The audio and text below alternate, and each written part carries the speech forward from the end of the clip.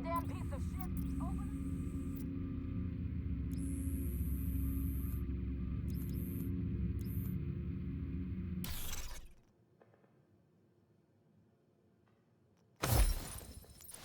Found a little boy on the street today. I asked him where his people were. He told me they were dead. The way he described it, hyenas got them.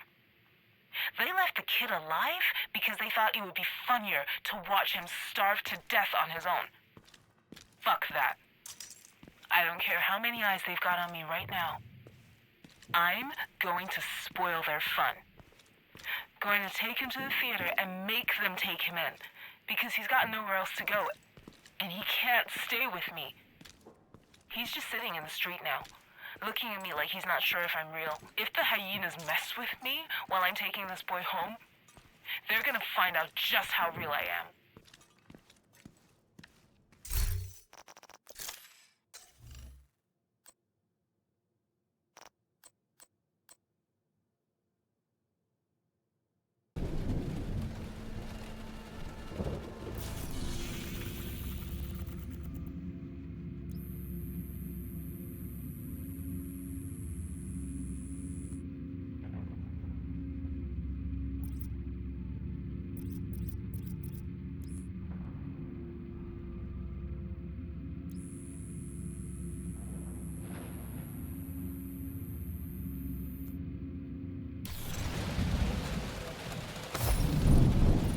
One thing I still haven't gotten used to is how quiet the city gets at night.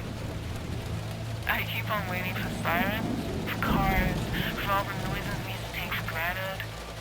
Background noise, you know? Now it's insects and birds. Oh, and gunshots, so maybe not everything has changed. I remember a party junior year at Georgetown. A bunch of us just hanging out and drinking beers, talking about what we're gonna do with our lives. I mean, well, pre-med, so it was kind of a limited conversation, but even so, none of us imagined this. I don't even know if anyone else who was at that party is still alive. And yet here I am, about to breach the Capital Station dark zone again, looking for meds for the people who've fallen through the cracks of whatever system's left. I like to think I'm doing the right thing.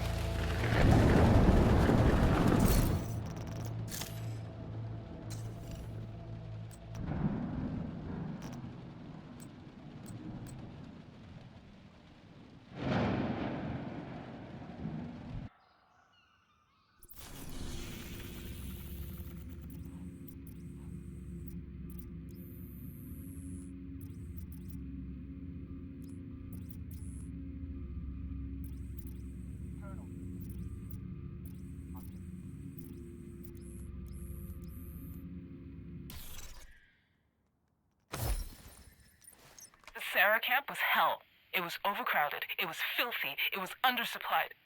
And I heard later the unit assigned to watch over the camp was skimming resources for themselves. Wouldn't surprise me one bit. They stayed up on the walls, and down below we got sick. Those of us who were sick got sicker. And so many of us died.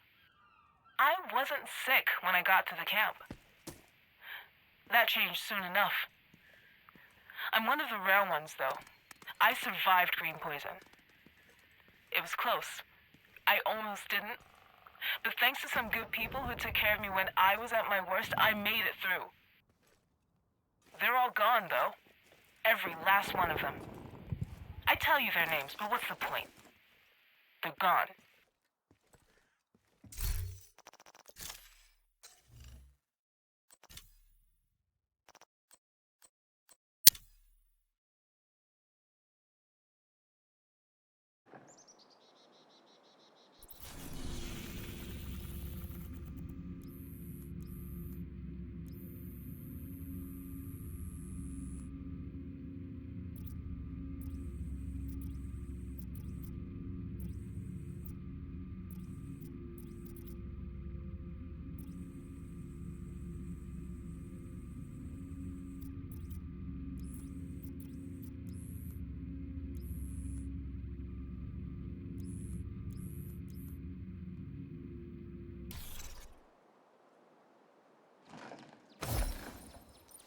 Once I recovered, it didn't take me too long to figure out just how shitty things were.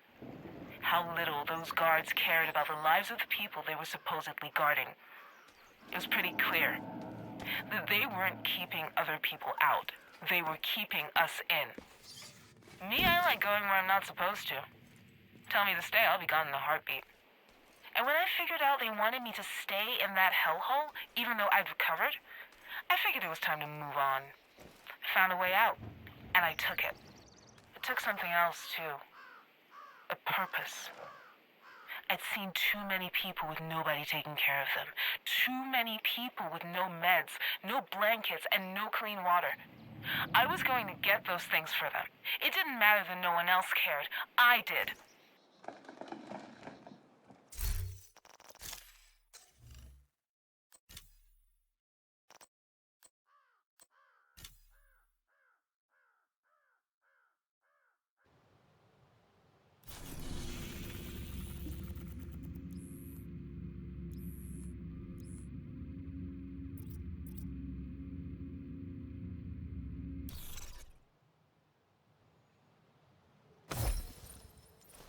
Capital Station Dark Zone is the easiest of them to crack. There was a DC-62 burst, but everyone in the zone was military or Sarah. They knew how to handle an evacuation, unlike that poor idiot Tran. So they packed up everyone and everything they could get their hands on and got the hell out of there before the powder had a chance to settle. Good work, if you ask me. The thing, though, was that they got everyone out so fast, they left plenty of stuff behind. I'm told there's a fortune in military hardware just sitting there, waiting for someone to pick up. Not me, though. I wouldn't know what to do with half of it. I'm more interested in what got left at the field hospital. There's still meds there. Still sterile equipment and surgical supplies. Hell, there's even clean toilet paper. I've been in there 3 times and haven't come close to cleaning it out. I worry I'm getting predictable, but so far, it's been worth the risk.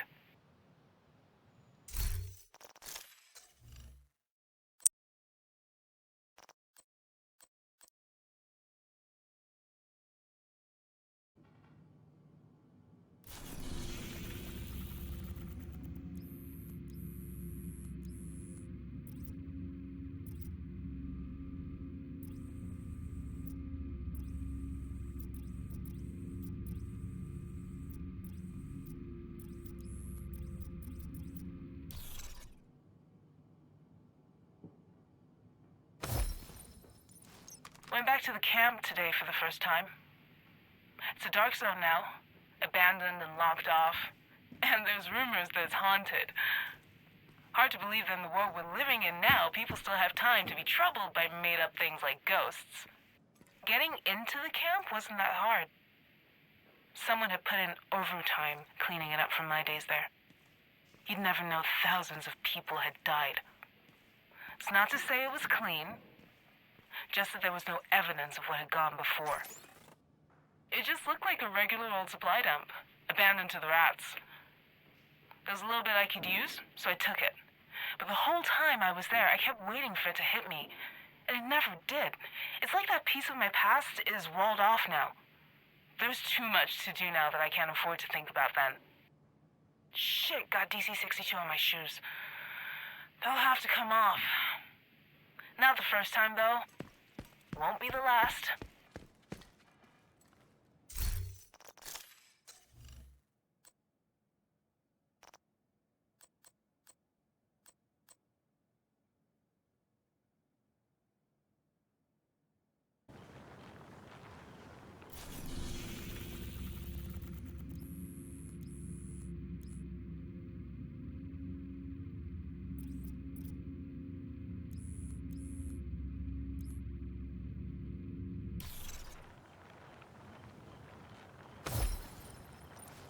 Let's get one thing straight.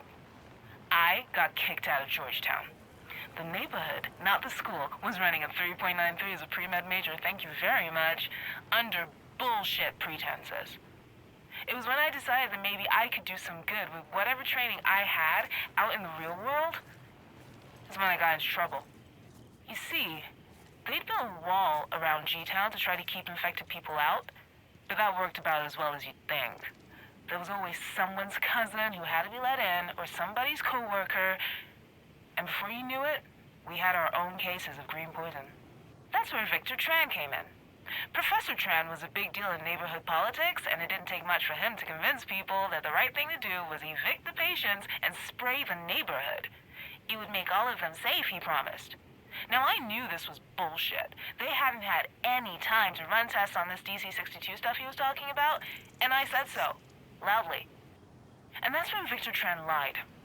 He told people I was sick, too, which I wasn't, at least not yet. He had me kicked out with the rest of the infected, sent us to the Sierra camp down by the river, and sprayed his DC-62. I hear it killed him. Justice. She works in funny ways.